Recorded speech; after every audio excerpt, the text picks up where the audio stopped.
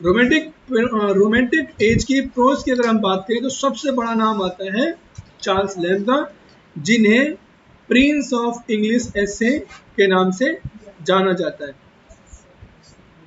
Prince of English pros या Prince of English एसे।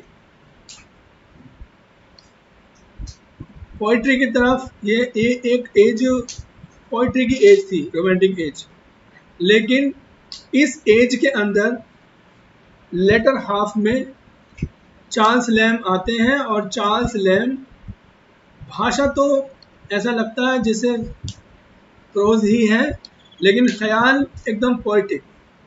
तो poetic pros की तरह से ऐसे लिखना शुरू करते हैं, और इनके अंदर जो थॉट पोइट्री के अंदर होते हैं उन थॉट्स पर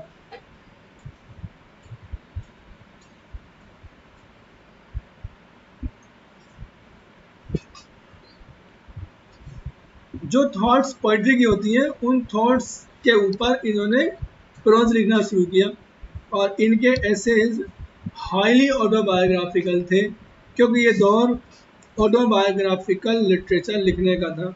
जितने भी रोमांटिक राइटर्स हुए हैं उन्होंने खास तौर पे पोइट्री के अंदर, ज़्यादातर पोइट ही हुए हैं, तो सभी लोगों ने ऑटोबायोग्राफिकल एलिमेंट्स का इस्तेमाल किया है। कीट्स हो, चाहे शैली हो, चाहे बायरन हो। बायरन ने बायरनिक हीरो के रूप में अपना कैरेक्टर दिखाया है। शैली ने अपनी ज़िंदगी उड़ेल के रख दी अपनी कविताओं के अंदर। वही बात कीट्स की भी रही, और इवन वर्ड्सवर्थ, कॉलरिज, ये सब सब्जेक्टिव पोइट हुए हैं, यानी पर्सनल पोइट हुए हैं। इन्होंने ऑटोबायोग्राफिकल एलिमेंट्स का इस्तेमाल अपनी कविताओं के अंदर किया। जो बात उन्होंने पोइट्री में की वही बात प्रोज में चार्ल्स लैम्ब करते हैं। चार्ल्स लैम्ब शुरुआती दौर में अपने नाम से नहीं लिखते थे, वो इलिया, ELIA, इलिया के नाम से लिखते थे। इलिया नाम से एक क्लर्क था ईस्ट इंडिया कंपनी के अंदर। जो ईस्ट इंडिया कंपनी थी उसके अंदर एक क्लर्क था, और वो नाम इनको पसंद था, उस नाम से इन्होंने अपने ऐसे लिखे थे। 2 मेजर वॉल्यूम्स इनके इस एसेस के आए, फर्स्ट एसेज ऑफ इलिया और लास्ट एसेज ऑफ इलिया, इस पर हम बात करेंगे।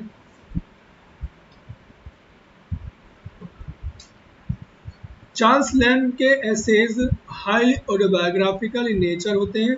साथ ही साथ लैम्ब के एसे, लैम्ब के स्टाइल के अंदर एक बात और देखने को मिलती है कि लैम्ब ने कोशिश की है पैथोस के अंदर ह्यूमर मिक्स करने की।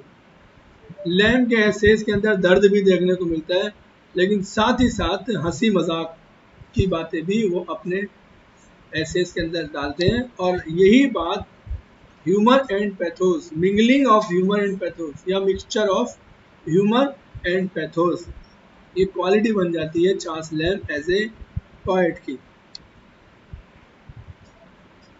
इसे हम पढ़ लेते हैं।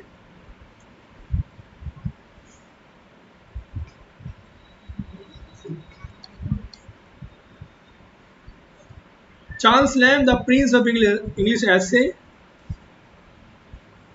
Prince of English Essay. Who is called the father of English Essay? Father of English Essay. It was Francis Bacon. And father of Essay?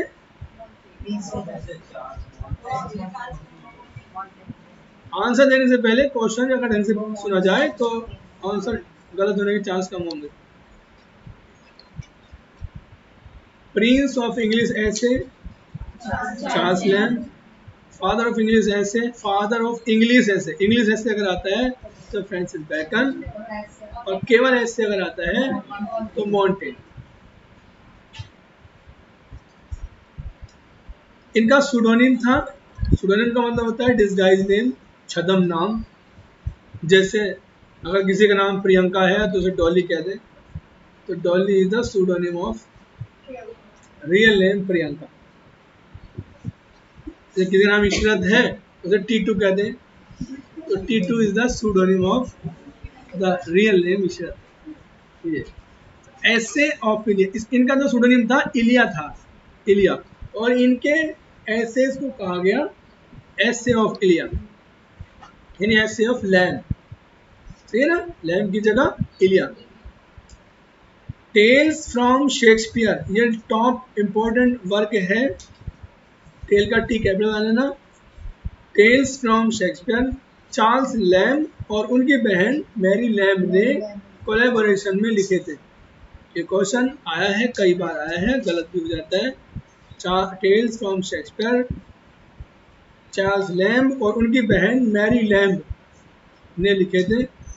Charles lamb remained bachelor, ये बात ध्यान रखेंगे, चार्ल्स लैम ने शादी नहीं की थी। कई रीजन इनके पीछे बताए जाते हैं और उनमें से एक दो रीजन हमारे सामने आते हैं कि इनकी बहन मैरी को दिमागी परेशानी थी, पागल हो जाती हैं, तो उनकी देखभाल करने की वजह से ये शादी नहीं करते। एक और रीज़न जो था, वो जो आम तौर पे शादी ना करने का रीज़न होता है, वो भी था,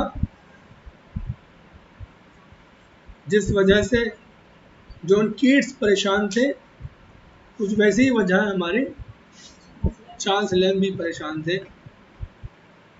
शुरू में तो शादी नहीं करते हैं, लेकिन बाद में वो परेशान हो जाते हैं, फिर शादी इनकी होती नहीं है। जब एक उम्र निकल जाती है शादी की, तो फिर शादी होती भी नहीं है। अंग्रेजों की उम्र कभी निकलती नहीं है शादी की। तो कुछ चीज़ें हैं जो अपने हिसाब से चलती नहीं है, तो ये बाद में पछताते भी हैं कि ये शादी कर लेनी चाहिए थी, क्योंकि जहाँ जहाँ जाते हैं वहाँ वहाँ इनको गैर शादीशुदा की तरह की दृष्टि से देख करके हीन भावना के साथ देखा जाता है। कोई राय कहीं किसी को अगर दे देते हैं तो इनको एक ताना मिलता है कि तुम्हें क्या पता इस बात का, तुम्हारी शादी हुई ना अभी। तो ये बड़ा बुरा महसूस करते हैं। एक बार इनकी दोस्त जिसकी शादी हो गई थी, मछली पालन के बारे में अपने हस्बैंड से बात कर रही थी, और ये अपनी राय दे देते हैं कि मछलियों को ऐसे पालना चाहिए, ऐसे खिलाना चाहिए खाना वाना उनका। तो वो इस बात को कह के झिड़क देते हैं कि तुम्हें क्या पता इस बात का, तुम्हारी शादी तो हुई नहीं अभी। तो शादी ना होने का मछली पालन से कोई मतलब है नहीं वैसे, लेकिन उनको ताना इस तरह का मिलता था। तो उन्होंने कहा, एक ऐसे लिखा था इस बात, बहुत बढ़िया ऐसे है, bachelors complaint against the behaviour of married people, शादीशुदा लोगों के खिलाफ एक कुआरे की शिकायत। Bachelors complaint against the behaviour of married people, शादीशुदा लोगों के खिलाफ एक कुआरे की शिकायत। तो बहुत सारी शिकायतें वो कहता है, उनमें से ये एक है जो मैंने अभी बताई। टेल्स फ्रॉम शेक्सपियर याद रखेंगे, Charles Lamb and Mary Lamb दोनों कोलैबोरेशन में, ऑप्शन में दोनों आएंगे, और तीसरा आएगा both Lamb and Mary Lamb. तो both Lamb and Mary Lamb, जिस तरह से lyrical ballads were written in the collaboration of William Wordsworth और कॉलेज, दोनों का नाम आएगा, ऐसे इसमें भी दोनों का नाम आएगा। Written with the collaboration, in the collaboration कर लीजिए इसका, मैरी लैम स्पेलिंग सही कर लेना, MARY, नाम है MARY मैरी, और ME मैरी का मतलब होता है खुश, MARY मैरी लैम। फर्स्ट ऐसे ऑफ इलिया पब्लिश इन 1823, आ जाता है question.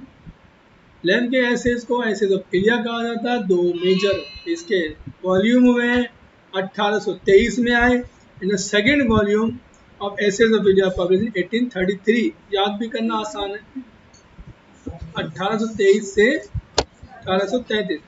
Lamb as a critic, Lamb एक क्रिटिक भी थे, उन्होंने लिखा था wrote the specimen of English dramatic poets,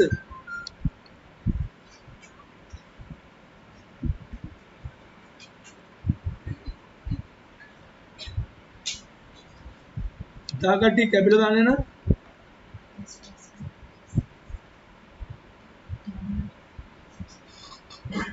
specimen का एस बनाना, द स्पेसिमैन, स्पेसिमैन जो वही नमूना, नमूने of English dramatic poets who lived around the time of Shakespeare. ये क्या चीज है? ये क्रिटिकल वर्क है लैम का। चूंकि इसमें शेक्सपियर का नाम आ रहा था, तो अगर कहीं शेक्सपियर का नाम आ जाए या शेक्सपियर के आसपास का भी नाम आ जाए, समझ लीजिए आपके लिए अच्छा क्वेश्चन है। तो ड्रामेटिक पोएट्स के स्पेसिमेन नमूने जो शेक्सपियर के ज़माने में रहते थे, उनके ऊपर उन्होंने क्रिटिकल ऐसे लिखा लैम ने। As a novelist Lamb wrote Rosamund Gray, GRAY।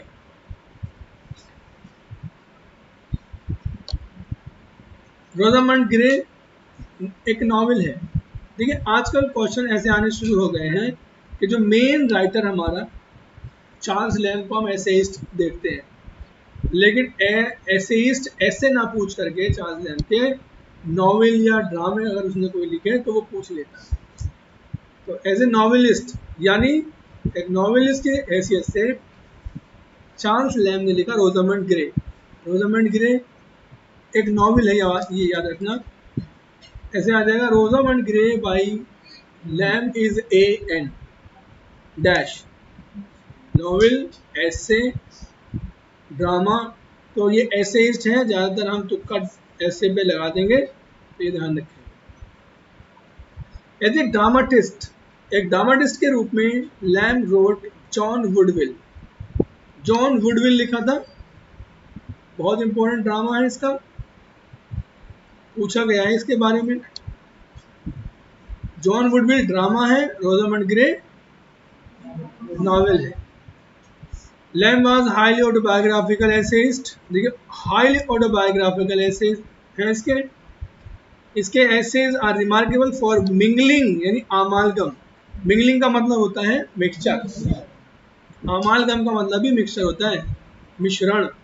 AMALGAM अमालगम की स्पेलिंग में आती है। अमालगम में आता है क्या चीज़ है? अमालगम मिश्रण ऑफ ह्यूमर एंड पैथोस, हंसी और दुख एक साथ मिलते हैं। एक खास बात लैम एज एन एसेइस्ट की है, facts with fiction. Facts with fiction यानी झूठ के साथ तथ्य का इस्तेमाल, तथ्य के साथ मिथ्या का इस्तेमाल। अर्थात तथ्यों में मिथ्या, मिथ्या मतलब हाँ झूठ मतलब जो सच ना हो, काल्पनिक चीज, काल्पनिक चीज के अंदर सच्ची हकीकत बता दी। जैसे हम कहते हैं एक फकीर था, वो पहाड़ों में रहता था, फिर वो शहर में आया, फिर उसने स्टेशन पर चाय बेची, फिर शादी की, फिर छोड़ दी, और फिर वो एक देश का राजा बन जाता, राजा बन जाता। तो ये देखो इसके अंदर हकीकत, थोड़ी थोड़ी हकीकत है, और ज़्यादातर इसमें फसाना है। फसाना समझ रहे हैं? फैक्ट फिक्शन, हकीकत और फसाना, मतलब फैक्ट और फिक्शन। तो इसे हम 100% फैक्ट नहीं कह सकते, लेकिन कहानी चल रही है, मजा आ रहा है सुनने में, कोरिलेट कर रहे हैं, अच्छा इसकी बात चलेगी। पहाड़ों में तो कोई रहता नहीं, पहाड़ वाली बात गलत है। और वो राजा बन जाता, राजा की बात गलत है, राजा तो वो बनाएगी, है ना। तो फैक्ट विद फिक्शन, फिक्शन के साथ फैक्ट का मिश्रण देखने को मिलता है Charles Lamb as an essayist के अंदर। और एक और बात, love for past, love for past, भूतकाल से प्रेम, यानी एंशिएंट लोगों के बारे में, अपने इंग्लैंड के अतीत के बारे में वो ज़्यादा इंटरेस्टेड थे, और उसके बारे में उन्होंने अपनी एसेस के बारे के अंदर लिखा। और तीसरा ये प्रिंगलिंग नहीं है, ये मिंगलिंग है, mingling, MINGLING, mingling, MINGLING, mingling. Mingling का मतलब भी मिक्सिंग, मिंगलिंग, मिक्सिंग, अमालगमिंग, ये सब मिलावट के लिए है। फैक्ट विद फिक्शन, फैक्ट्स का फिक्शन के साथ मिलाना, जैसे मैंने अभी मिलाया। Humour and pathos, Lamb was a sensitive person, Lamb बहुत ही सेंसिटिव व्यक्ति थे। हिज हार्ट, फुल स्टॉप यहाँ पे, his heart was touched quickly, उसका दिल बहुत जल्दी टच हो जाता था, मतलब उसका दिल बहुत ज़्यादा द्रवित हो जाता था, एकदम असर हो जाता था। अगर उससे कोई मजाक भी कर दी तो तुरंत ही उसको मान लो बुरा मानना, एकदम बुरा मान जाता था। या कोई झूठ बात कह दी, मजाक में कह दी कोई बात और वो सच्ची मान जाता था। देखो, his heart was touched quickly at the site of suffering, अगर किसी को तड़पता परेशान देखता था तो उसका दिल बिल्कुल एकदम पसीज जाता था। एक्चुअली ही हैड सफर्ड ए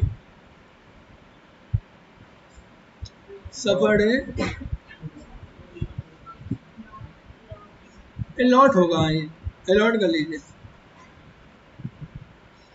दरअसल वो अपनी जिंदगी में बहुत सफर करते हैं। सफर करते हैं मतलब कष्ट झेलते हैं, हाँ। And so he could feel the suffering of human life, इसीलिए वो ह्यूमन लाइफ की सफरिंग को फील कर सकते थे डीपली, बहुत गहन तरीके से। The words, in the words of Compton Rickett, Rickett इसके बारे में बोलते हैं, ध्यान से समझ लेना इसको। Humour with him is never for, ऐसे कुछ छूटा हुआ है यहाँ पे, कुछ छूटा हुआ है। Humour with him is never, और यहाँ पे छूटा हुआ है कुछ है, फॉर हिज ट्रेजेडी।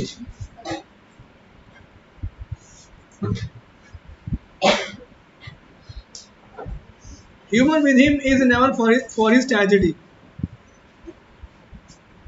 उसकी जिंदगी में जितने भी कष्ट थे, उन कष्टों में ह्यूमर तो कभी था ही नहीं। जिंदगी मतलब कष्टों से भरी हुई थी, कोई हंसी मजाक, हंसी नहीं थी, खुशहाली नहीं थी। थ्रू हिज टीयर्स, उसके आंसुओं के जरिए, यू कैन सी, उसके आंसुओं में, और कोई परेशानी,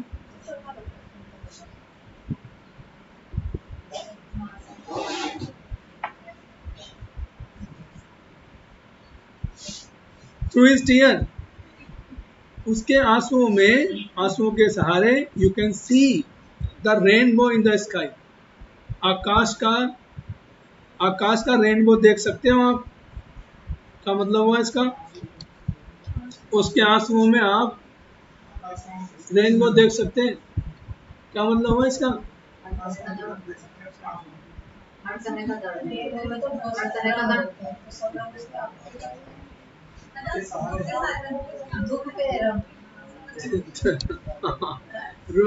रेनबो कब दिखाई देता है? हल्की धूप निकलती, बारिश होती, रेनबो देख के सब लोग चहक जाते हैं, सही ना? क्या क्या कहना क्या चाह रहा है ये? आंखों में उसके दर्द है, हम रेनबो देख रहे हैं कि दिखा दिखा रेनबो दिखा, रेनबो दिखा, वो रो रहा है, हम रेनबो देख रहे हैं, हम मजे ले रहे हैं, हंसी आ रही है ना हमको, दर्द हो रहा है उसको, हंसी आ रही। उसकी माँ को मार देती है उसकी बहन। कभी कभी ऐसी चीजें आ जाती है कि आदमी परेशान है, वो चुईया वाली बात, पूंछ में हमने धागा बांध रखा है, घुमा रहे हैं उसे, अब दर्द वो झेलने बेचारे, हमें मजा आ रहा है, हंस रहे हैं, आंखों में आंसुओं में उसकी रेनबो दिख रहा है हमें। For his humour and pathos are really inseparable, क्योंकि मतलब उसके आंसुओं में आप रेनबो देख सकते हैं, मतलब खुशी देख सकते हैं, मजा आनंद देख सकते हैं, हंसी देख सकते हैं, उसके दर्द में आप खुशी देख सकते हैं, क्योंकि हिज ह्यूमर एंड पैथोस, उसका ह्यूमर और पैथोस दोनों are really inseparable from one another, inseparable, अलग नहीं किए जा सकते।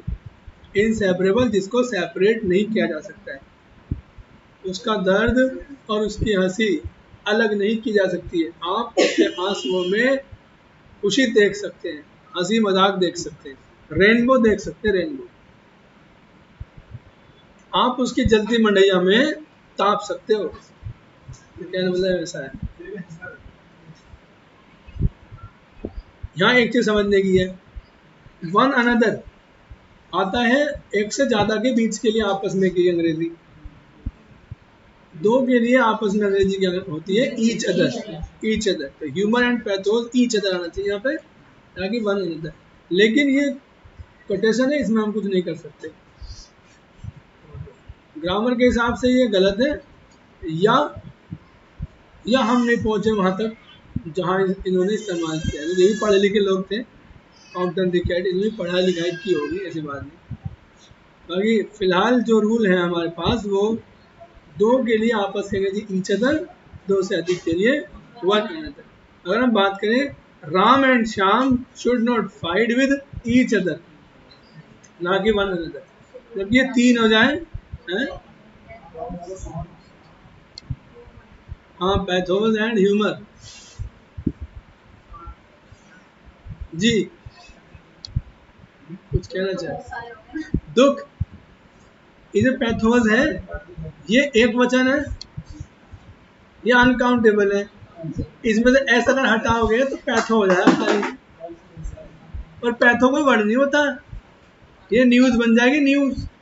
NEW एस हटा दिया, कुछ नहीं बचा, फिर तो नया हो गया। ठीक है ना, अनकाउंटेबल है ये। एक और बात, एंड से जुड़ रहा तो ये पूरा एक ग्रुप इधर और दूसरा ग्रुप उधर। अगर ये एक वचन भी होता ना, काउंटेबल भी अगर होता, तो ये ईच अदर ही आता। अगर ये काउंटेबल भी होता, ह्यूमर्स एंड पैथोसिस, मान लो ये अगर काउंटेबल होता, दोनों ही अनकाउंटेबल नाउन है, इनमें ऐसे एक नहीं लगा सकते।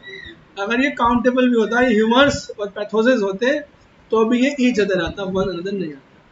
क्योंकि ये एंड से जुड़ रहे हैं, एक हिस्सा इधर एक हिस्सा इधर, ऐसा।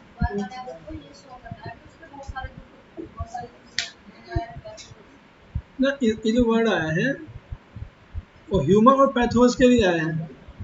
ह्यूमर, उसके ह्यूमर को पैथोस से अलग नहीं किया जा सकता। अब यहाँ पर हम ह्यूमर अलग, पैथोस की अलग बात कर रहे हैं।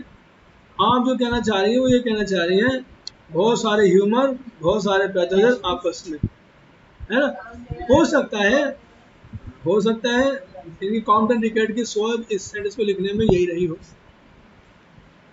कि बहुत सारे पैथोस, बहुत सारे ये। लेकिन हमें पढ़ाया गया है कि अनकाउंटेबल नाउन में ना तो ऐसे एस लगा सकते हैं, ना ही ए या एन लगा सकते हैं।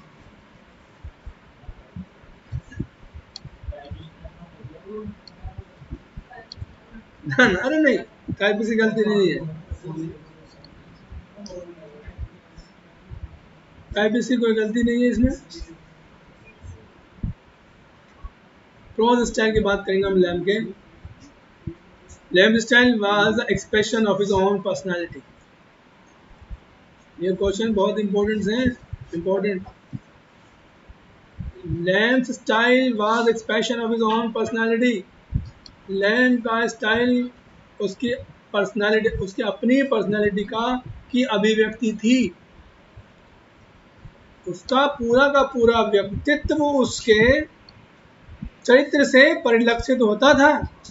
अर्थात कुछ ज्यादा हिंदी होगी,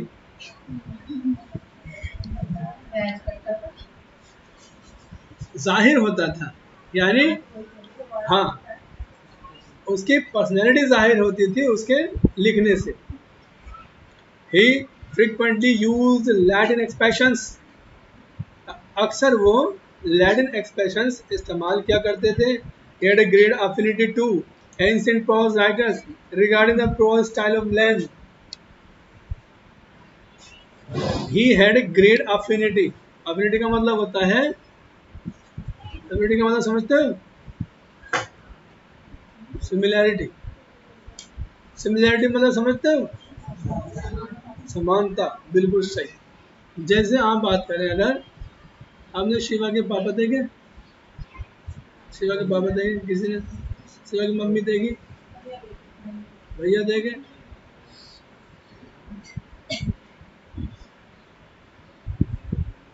इनके भाई देखे,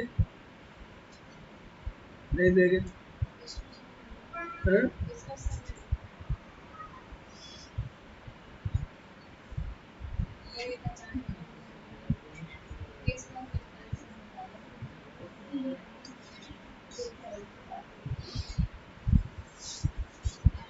ऐसा मुझे कोई नजर नहीं आ रहा जिसने सब देख लिया,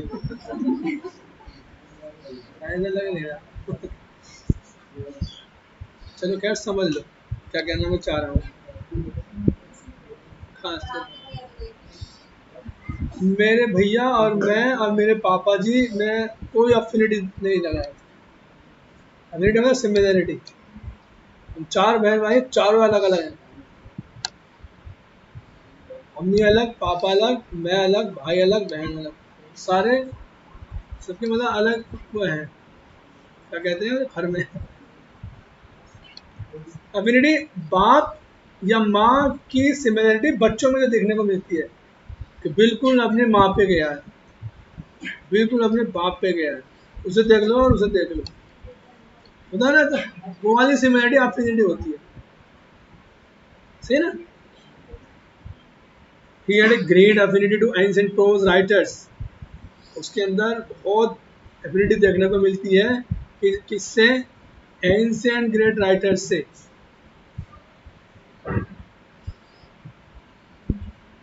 एंशिएंट प्रोज राइटर कौन था, अगर आपको ध्यान हो थोड़ा बहुत तो, जिसने भी नाम बताया तो मतलब उसे 500 रुपये दूंगा। एंशिएंट प्रोज राइटर,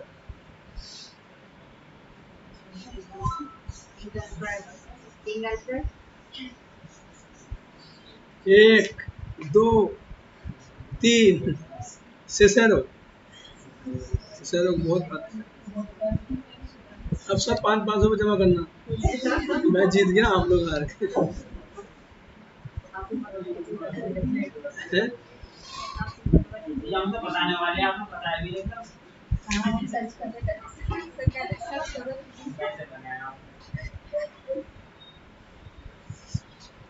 लैम्प के प्रोज स्टाइल से संबंधित जेसी पावस, POWES होगा ये,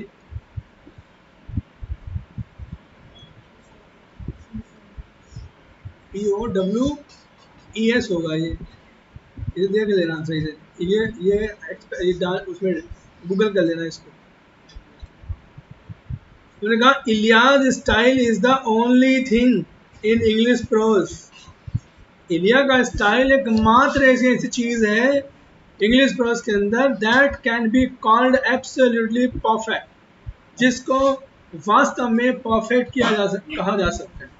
इलिया का स्टाइल ही एकमात्र स्टाइल इंग्लिश में ऐसा, इंग्लिश प्रोज में ऐसा है जिसे एब्सोल्युटली परफेक्ट कहा जा सकता है। समझ रहे हैं? इस सेंटेंस के अंदर एक बात याद करने की है, अगर एंटीसीडेंट के साथ में ओनली, अलोन, ओनली, अलोन अगर आ जाता है, और क्या कहते हैं उसमें, सुपर डिग्री थी, और ऑल, अलोन, ओनली, ये तो आएगा, सुपर डिग्री थी,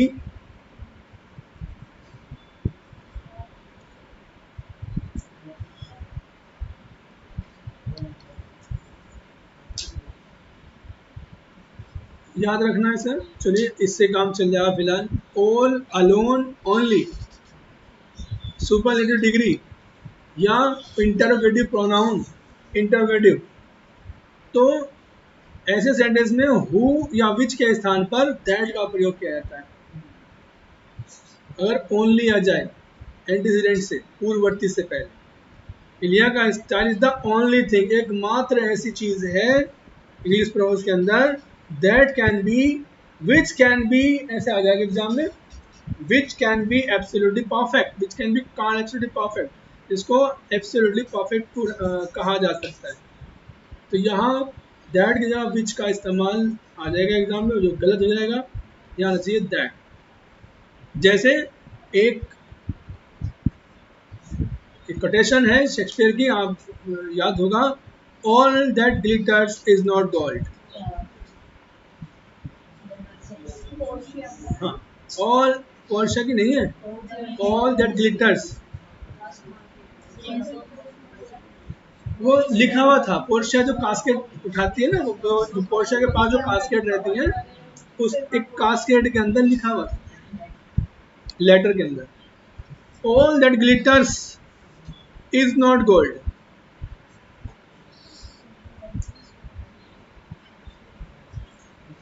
तो देखिए ऑल के बाद दैट आया, विच नहीं आया, वो ऑल की वजह से। ऑल दैट ग्लिटर्स, ग्लिटर्स हर वह चीज जो ग्लिटर करती है। अब देखो ऑल यहाँ पर अनकाउंटेबल नाउन के लिए ऑल, ऑल के हिसाब से ग्लिटर का इस्तेमाल हुआ है। ऑल को हम एक वचन और बहुवचन दोनों में इस्तेमाल करते हैं। जैसे हम कहते हैं all is well, all is well का मतलब है सब ठीक है, सही है ना। लेकिन अगर हम कहते हैं all are happy, all are happy का मतलब है सब लोग खुश हैं। तो ऑल का इस्तेमाल एक वचन और बहुवचन दोनों के लिए किया जाता है। ऑल दैट ग्लिटर्स, इसका मतलब हर वह चीज जो ग्लिटर करती है, जो चमकती है, चमकती है, सही है ना। इज नॉट गोल्ड, इसीलिए इज आया यहाँ पर एक क्वेश्चन की वजह से, इज नॉट गोल्ड। अगर ये ऑल का इस्तेमाल बहुवचन के रूप में होता तो फिर यहाँ आर होता है ना, फिर कैसे होता सेंटेंस। अगर हम कहते हैं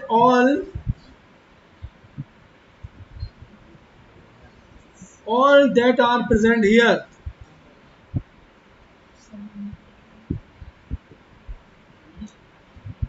देखो बहुवचन हो गया, ऑल सभी लोग दैट आर प्रेजेंट हियर, जो यहाँ उपस्थित हैं, comma,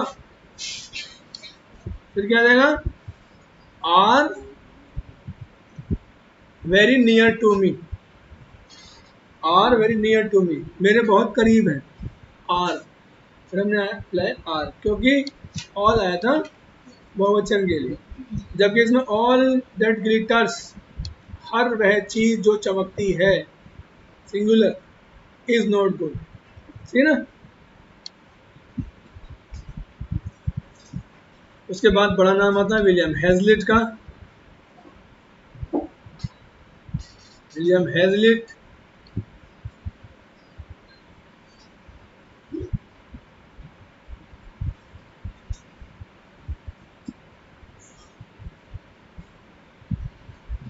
हेजलिट is also a great romantic essayist but inferior to Lamb, लेकिन वो लैम्ब से निम्न कोटि के थे। He was a person essayist, ये भी पर्सन एसेइस्ट थे। He lacked good humor, उनके अंदर कमी थी ह्यूमर की, लाइक इलियास, जैसे कि इलिया में थी, जैसा कि इलिया के अंदर था क्या, गुड ह्यूमर था उसके अंदर, लेकिन इनके अंदर गुड ह्यूमर की कमी थी। ऐसा भी होता है आज के दौर में। पंखे बंद कर दो जल्दी से।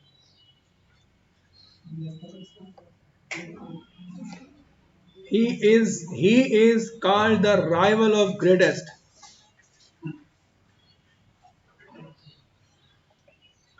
देखो क्वेश्चन इंपॉर्टेंट बनेगा, who is called the rival of the greatest, तो समझ में नहीं आएगा कि कौन क्या किसकी बात चल रही है। Who is called the rival of the greatest, किसको कहा जाता है सबसे महान व्यक्ति के का प्रतिद्वंदी। तो क्वेश्चन यहाँ ये बन जाएगा तो किसको कहा गया, हेजलिट को कहा जाता है। दूसरा ये द ग्रेटेस्ट, कौन है ये द ग्रेटेस्ट, किसके लिए आया, ये लैम्ब के लिए आया, चार्ल्स लैम्ब। और एक नाम और आता है Thomas De Quincey, QUIENCY, CY ना CY, डी क्विंसी। तो डिक्वेंसी वही डिक्वेंसी जिन्होंने वर्ड्सवर्थ को कहा था high priest of nature. He was a great great critic, एक महान क्रिटिक थे, non for his critical work, जो जाने जाते हैं अपने क्रिटिकल वर्क के लिए, और नाम था उसका on the knocking at the gate of Macbeth. ये टॉप क्वेश्चन बनेगा आपके लिए एग्जाम के लिए। ऑन का वोकैबुलरी ना टाइटल का नाम है। ऑन द नॉकिंग, नॉक का सी के बड़ा बना लेना, knocking at the gate, gate का जी बड़ा बना लेना, इन मैकबेथ।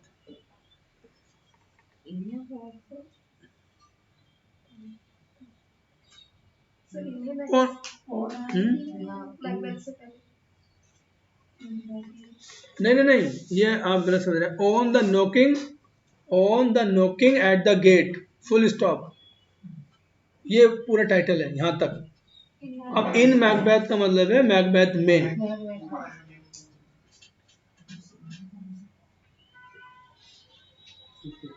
नहीं समझे? ये वर्क का नाम है on the knocking at the gate, ये ऐसे है। और इन मैकबेथ ये लिखा गया है इसमें कि ये मामला जो बन रहा है, बात जो चल रही है, वो मैकबेथ की है। मैकबेथ के अंदर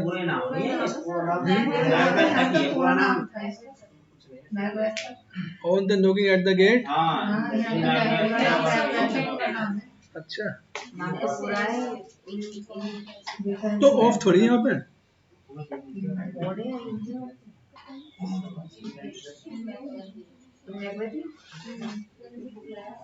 ना, यही होगा पूरा, ऐसे होगा। सही कह रहे हो आप।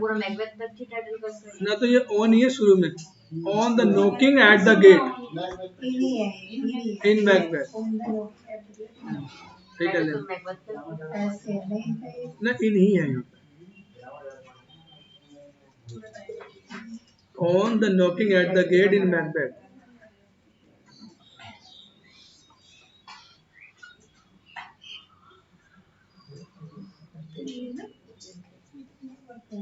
And the confession of an opium eater, ये बहुत बढ़िया ऐसे है। Confession of an opium eater, confession का सी बड़ा बना लेना, और ओपियम का ऑफ, ओ, ओपियम अफीम।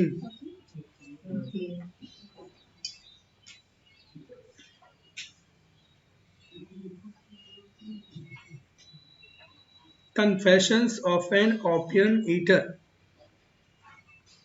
दोनों अच्छे ऐसे हैं।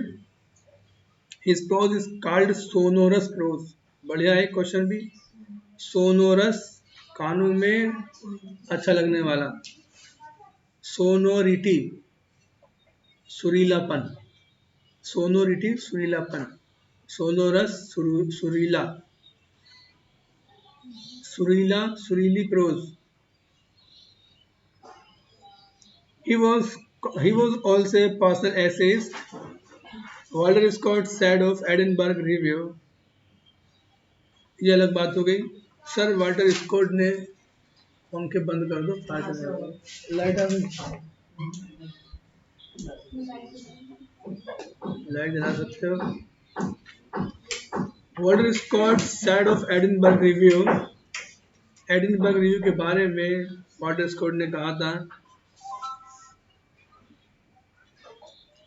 No genteel family can pretend to be without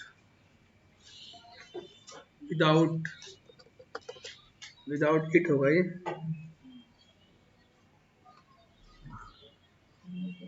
gentle नहीं, GENTLE नहीं, GENTEL, जेंटिल का मतलब होता है respectable. No genteel family can pretend to be without it.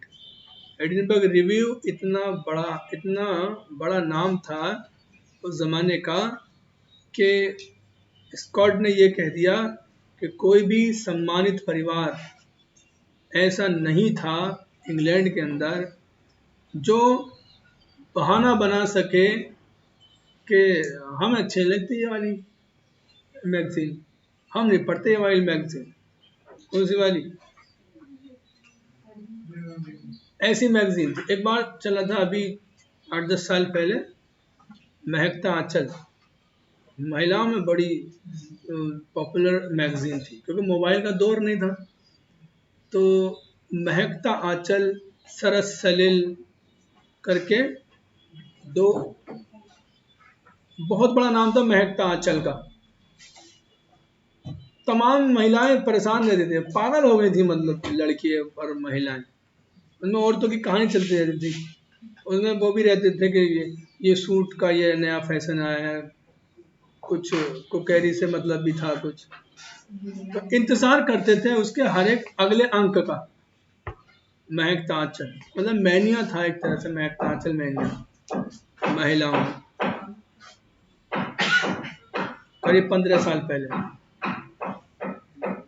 हमें ऐसा लगता है हमारी उम्र कितनी हो गई होगी 15 साल पहले। तो हम पढ़ते थे मतलब बीए में। तो और आजकल इनका इनका जो वक्त जगह ले ली है वो टिकटॉक वगैरह ने ले ली है। और तमाम औरतें, हस्बैंड चले जाते हैं बाहर कमाने के लिए, और तमाम औरतें साड़ी उड़ी बांध करके तैयार होकर वो डांस करती है, 1-2 मिनट की शॉर्ट बनाती है और चल रहा है।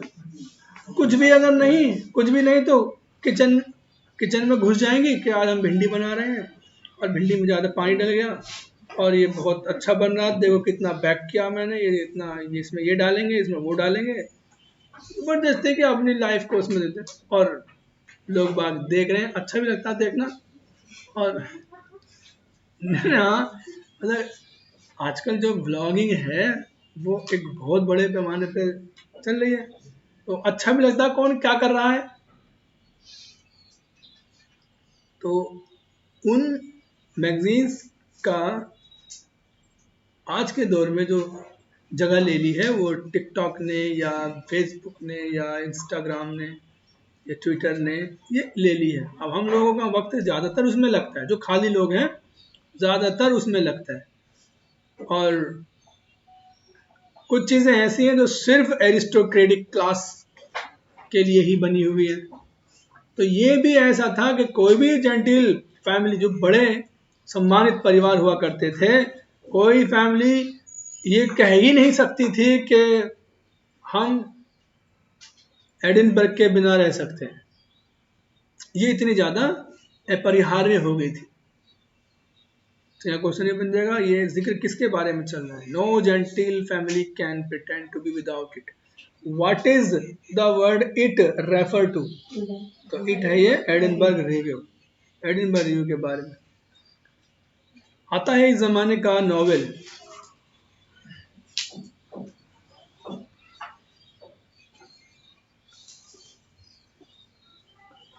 और जैन ऑस्टन का नाम आता है। ये ऐसे वक्त में पैदा होती हैं जहाँ पर रोमांटिसिज्म ख़त्म सा हो रहा था और विक्टोरियन एज शुरू हो रही थी।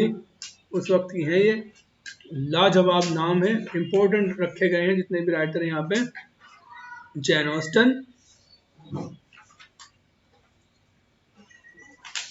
2 इंचेस ऑफ आइवरी, एक फ्रेज है, संभवतः इसमें होगी जरूर, ऐसा तो हो ही नहीं सकता इसमें ना लिखा हो मैंने कहीं।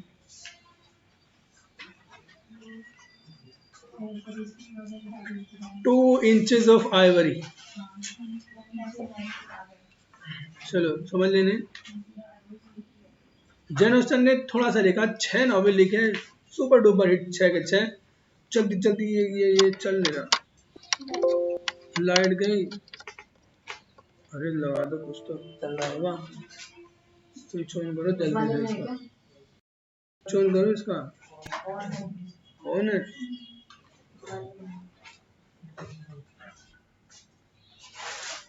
मुझे लग रहा लग गया, ना ऐसा तो चल रहा है, उधर ही है। हो गया काम, छोड़ो छोड़ो, कर दिया तुमने, तुमने कर डाला काम जो करना है। बंद हो गया उसमें।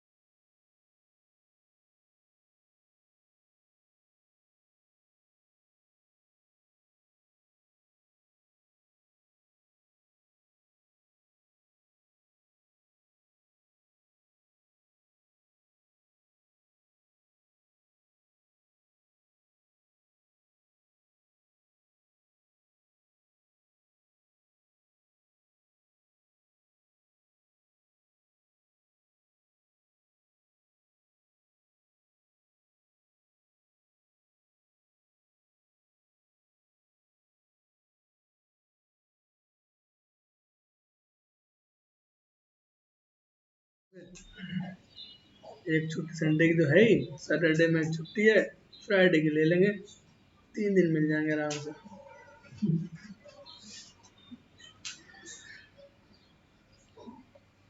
यकीन नहीं हो रहा क्या? अच्छा लगता है, ठीक है जी। 2 इंचेस ऑफ आइवरी, आइवरी कहते हैं हाथी दांत को। हाथी दांत एक बहुत ही बेशकीमती चीज होती है, और उसके आभूषण अगर बन जाए तो महिलाएं खिल उठती हैं। हाथी दांत, 2 इंचेस ऑफ आइवरी, 2 इंच, केवल 2 इंच का आउटपुट है उसका, लेकिन है वो आइवरी, हाथी दांत। 6 नॉवेल लिखे, 6 के 6 बहुत खूबसूरत नॉवेल। जैन ऑस्टन के नॉवेल्स को नॉवेल्स ऑफ मैनर कहा जाता है। जैन ऑस्टन के नॉवेल्स को नॉवेल ऑफ मैनर, जैसे कॉमेडी ऑफ मैनर था, नॉवेल ऑफ मैनर कहा जाता है। नॉवेल ऑफ मैनर्स, मैनर्स का मतलब वही, थीम वही है, बस ये कॉमेडी नहीं है, नाटक नहीं है, थीम वही है जी। जैन ऑस्टन रोड 6 नॉवेल्स, और ये देखिए इसको सेंस एंड सेंसिबिलिटी, एस कैपल नाम है ये, sense and Sensibility, Pride and prejudice, बहुत इंपॉर्टेंट नाम है। Mansfield park, Emma, Emma Woodhouse यही था, नॉर्थएंगर एबे और परसुएशन। 6 नॉवेल लिखे इन्होंने। Pride and prejudice has been written on the model of Shakespeare's much ado about nothing. Much ado about nothing, कौन सा नॉवेल लिखा हुआ है मच एडो अबाउट नथिंग पर? Pride and prejudice. In this novel, in the novel, pride is represented by Darcy. कौन सा character pride show करता है? Darcy. And prejudice is represented by Elizabeth, और एलिजाबेथ पक्षपात दर्शाती है। 4-5 क्वेश्चन बनेंगे इस पर, याद जरूर कर लेना। क्या जैन ऑस्टन ने कितने नॉवेल लिखे? Sense and Sensibility, Pride and Prejudice, Emma, कम से कम ये जरूर याद कर लेना, pride and Prejudice, Sense and Sensibility, Emma. सही है ना?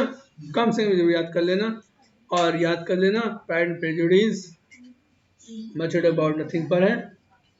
Pride represented by Darcy and prejudice represented by Elizabeth, और 2 inches of ivory is a phrase associated with Emma, ये जैन ऑस्टन।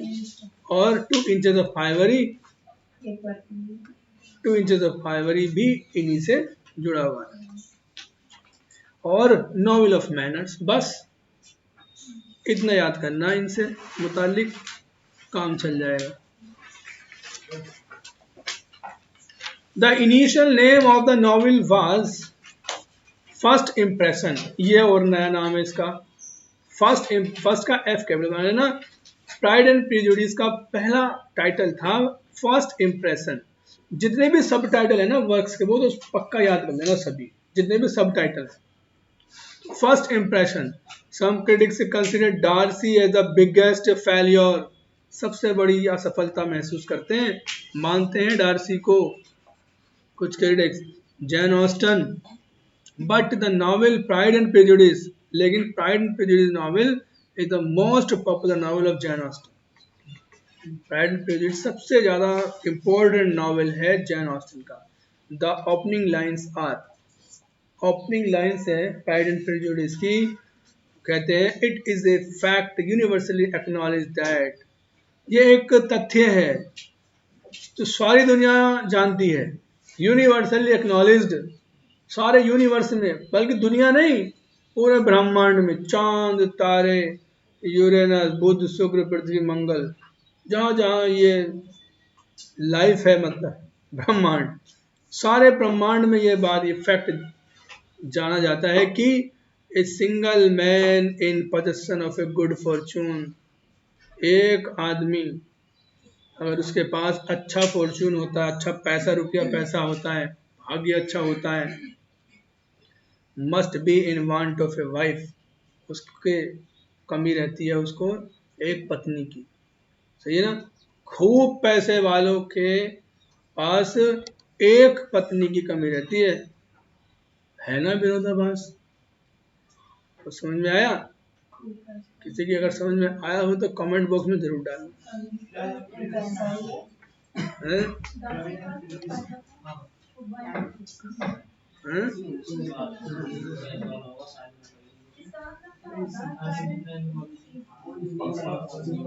अगर किसी को समझ में आ जाए तो कमेंट बॉक्स में डालना, अदरवाइज कल डिस्कस करेंगे इस पर। इट इज ए फैक्ट, ये लाइन आ जाती है, it is a fact universally acknowledge that a single man in possession of a good Fortune must be in want of a wife, निश्चित रूप से पक्का पत्नी की कमी होती है उस पर जो अमीर होते हैं, खूब पैसे वाले होते हैं। The opening line is also the theme of the novel, और यही ओपनिंग लाइन इस नॉवेल की थीम है। Sense and sensibility is a satirical novel in which Elinor है, ELINOR, एलिनोर नाम है, represents sense and her sister Marianne stands for sensibility. ये ऐसे तो कुछ अच्छे हैं। सेंस कौन है? एलिनोर, और sensibility Marianne. Emma is the story of Emma Woodhouse modification. Modification किसे कहते हैं? मोड जहां पे जुड़ जाएगा समझ लो उसमें होगा मृत्यु, नष्ट होना, खत्म करना, और फीके फाई हो जाएगा बनाना, मेक बनाना। तो मॉडिफाई किसे कहते हैं? हत्या करना, मारना या कष्टीकरण करना।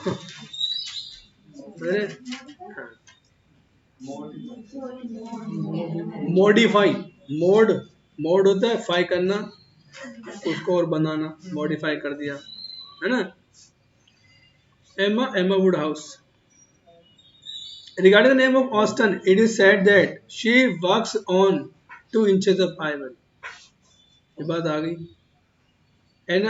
जेन ऑस्टिन के बारे में बात आती है कि वो काम करती है 2 इंचेस ऑफ आइवरी, हाथी दांत के 2 इंच के लिए। यानी आउटपुट थोड़ा है उनका, लेकिन जितना है वो बहुत महंगा, कीमती। Jane Austen was the champion of women. Jane Austen supporter हैं थी औरतों की। Novel of Austen are called novel of manner. समझ रहे हैं? हायर एजुकेशन में गलत करके आया था कम उसका क्वेश्चन, हायर एजुकेशन का क्वेश्चन गलत करके आया, क्वेश्चन आया था। बात के 10-11 क्वेश्चन ऐसे काले करने पड़े मुझे, ऐसे टाइम नहीं मिला मुझे, प्रोफेसर होता मैं आज। बहुत दुख हो रहा है, ये क्वेश्चन मैं भूला नहीं हूँ। आ गया देखो मेरे सामने आज। जी तो फर्स्ट वाला गलत करके आया।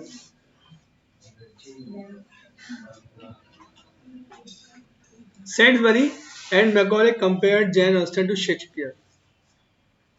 कौन सा नॉवेलिस्ट, ये सी novelist is compared to Shakespeare.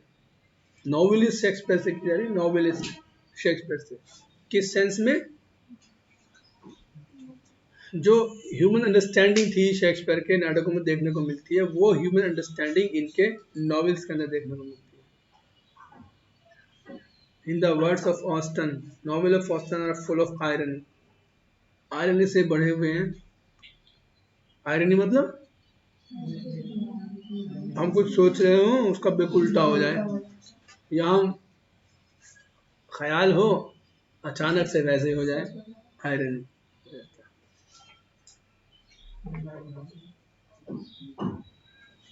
तो in the words of Austen, John Austen, वो कहते हैं a perfect marriage is fundamentally a perfect friendship. कौन कहता है ये बात आ जाती है, a perfect marriage is fundamentally a perfect friendship. ये हकीकत बात है। एक बिल्कुल परफेक्ट मैरिज आधारभूत तरीके से परफेक्ट दोस्ती होती है। पति पत्नी के संबंध अगर अच्छे हैं, दोस्ताना है, तो शादी भी ठीक चलती है। और अगर लड़ाई झगड़े हैं तो शादी क्या, तो कुछ नहीं, तो जबरदस्ती की बात है। मेरी बात से कौन कौन लोग सहमत है कमेंट बॉक्स में जरूर डालें। Austen belong to art for art sake, सही कर लेना, art for art sake group of romantics. Romantic age के अंदर जितने भी लोग आर्ट फॉर आर्ट शेक की तरफ रहे हैं, मतलब ऐसे ग्रुप, ऐसे राइटर का ग्रुप जो जिनका मकसद ये था कि art should be for the sake of pleasure, entertainment. Any work of art should be written for the sake of entertainment, आनंद के लिए लिखा जाना चाहिए कला। दो तरह के ग्रुप हुए हैं, एक आर्ट फॉर आर्ट सेक और दूसरे आर्ट फॉर मोरलिटी सेक। तो आर्ट फॉर मोरलिटी सेक का मतलब हो जाता है आर्ट लिखा जाना चाहिए, कोई भी कला का वर्क लिखा जाना चाहिए लोगों को नसीहत देने के लिए, मोरलिटी देने के लिए। जबकि आर्ट फॉर आर्ट से art for the sake of pleasure, आनंद के लिए। सही है ना? ज्यादातर राइटर्स ने दोनों काम किए, आनंद भी दिया है और साथ ही साथ नसीहत भी दी है, मॉरलिटी भी दी है। तो John Austen art for art sake की क्लास में रखे जाते हैं कि ये वो राइटर थी जिनका मकसद लिखने का सिर्फ ये था कि मौज मस्ती, मजा, आनंद आना चाहिए रीडर्स को। ऐसी चीज आप लिखें, आप उसे नसीहत ना दें, नैतिकता का पाठ ना पढ़ाएं, उसके दुखी मन को आप खुश कीजिए बस। Sir Walter Scott, historical novelist known for the Waverley novels. Sir Walter Scott का नाम आता है नॉवेल के क्षेत्र में, बड़ा नाम है, हिस्ट्रिकल नॉवेल्स के जन्मदाता इनको कहा जाता है। और इनके नॉवेल्स को वेवरली नॉवेल्स कहे जाते हैं, WEVERLEY, Waverley novel. Waverley novels consider 27 novels and 5 tales. Waverley novels के अंदर 27 नॉवेल थे और 5 बड़ी लंबी कहानियां थी। Road about Scotland, Waverly novel Scotland के बारे में लिखे गए। बताया था मैंने, इनको रीजनल नॉवेलिस्ट कहा जाता है। रीजनल नॉवेलिस्ट वो नॉवेलिस्ट होता है जो एक पर्टिकुलर रीजन के बारे में, रीजन REGION, क्षेत्र, इलाके के बारे में लिखता है। The Talisman, Ivanhoe are famous novels by Scott.